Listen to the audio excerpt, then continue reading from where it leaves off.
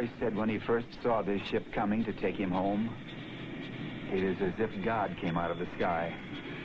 The craft is the C-141, and statistics aren't needed to tell us its size. The bookkeepers can tell us it is expensive. The pilots can boast of its cruising speed.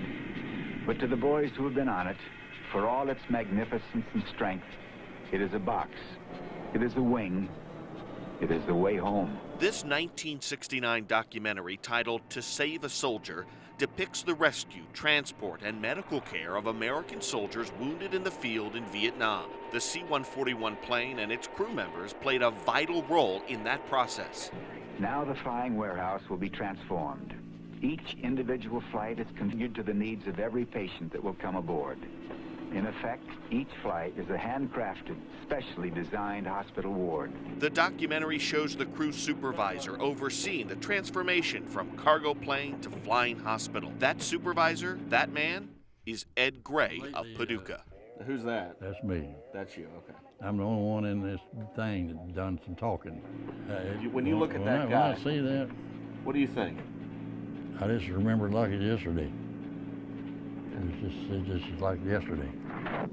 Roger, 627. It was flying every day to Vietnam, to one of those three detachments, the Tan Son Nhut, Cam Ranh Bay, or Da Nang.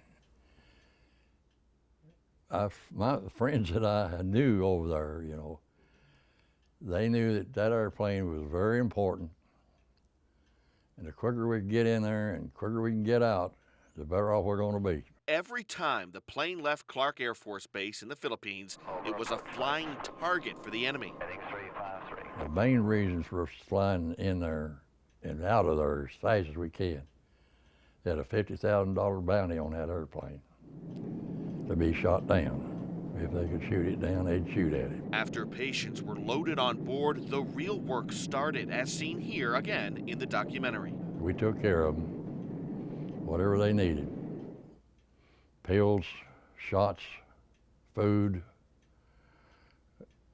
even hold their hands and pray together, did things like that that I never thought I'd ever do, but I did. Ed served as an aeromedical technician and wonders what happened to those he cared for on that plane. But they had lost legs and arms, eyesight.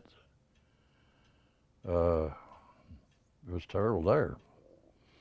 What are they going to do when they get home? You know, they're not ever going to be fighting another war, you know, go back to fighting that war. He was stationed in the Philippines from February 1966 to February 1968, and he'll never forget the one experience seared into his mind the day he traveled to South Vietnam with a friend. Come on, Ed, I'll show you some. I want to show you something here. And it smelled terrible over there. I mean, you could just tell it was nothing but death in this place. He goes through these two doors, and I followed him up, and I wound up wishing I had. The smell was so bad I couldn't stand it hardly. And the other part, I don't know if I ought to say it or not. There was people, parts, everywhere. And that got me.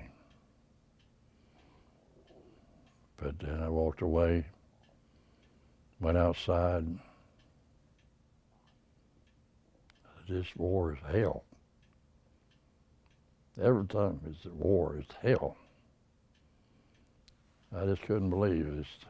I mean, I knew these things happened, but I had never seen it that way. I don't want to see it again. Okay, I'll give you the photo plan. All right, thank you very much. Ed's service to his country is captured forever in this documentary. We have 6, there's 4 located here, and 1 on each side in the rear. How much oxygen do we have on board? We have 60 liters plus now. And later, when he watched it on TV with his family, he realized his impact. I always knew that I liked doing what I was doing, but I never did know the end results of what I was doing. This moment right here is what touched his heart. I saw that, saw myself, and when that guy got home and his mom grabbed him, Gets to you. I don't know. I wound up crying, man. That's what I'm all about. But that really got me. Ed Gray, a special variety of caretaker whose work impacted lives of people who may not have ever known it.